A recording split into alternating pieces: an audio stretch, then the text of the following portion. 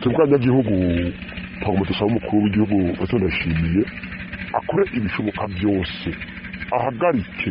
ikinyobwa cya buraseri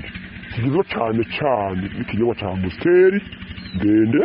na primus biriko bigirabuka mu gihugu kibanyi cya Congo. Turakwije ukwezi kose kurarangiye ibyo binyobwa tudondaguye gushika ubu abanyagihugu turiko turashaka kuronka icyo kinyobwa cya amusiteri ndende na primus.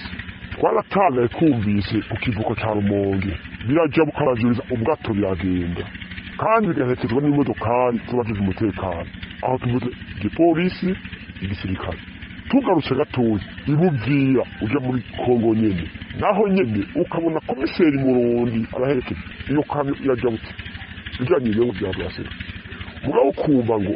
leta mvyeyi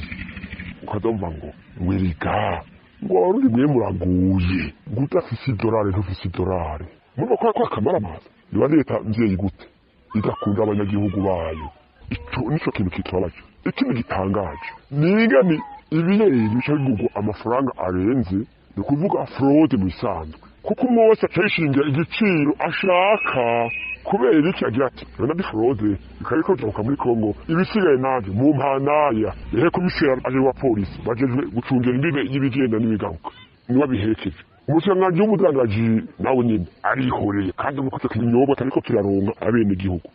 aha tuvuze kumbibe gusa mu mayenteyeho nibara nta leta ngo zishobora kuhaba iriko yiba abanyagihugu igacikunda abanyagihugu mu kindi gihugu kindi ikankaho mu gihugu ciwabo ivyo ntaho vyakabonetse dutakambiriye nyakubahwa mukuru w'igihugu ndashimiye niba kari inyuma yavyo nawe nyene ahagarika ivyo bintu. Twebwe muramutse n'DFDD twigishe abenegihugu ko ari leta nkoze leta mvyeyi ico yongera ico twanga nofata kutakira leta nkoze leta mvyeyi kuko irike kunda abanyagihugu mu kindi gihugu yasaba iwabo akatangaje no kuzavuga ngo urego n'umugambi ndFDD ngo ntibisigura uko uconka inzoga ngo idolari naryo ngo riravara ngo mubaza ibintu birababaje biratangaje.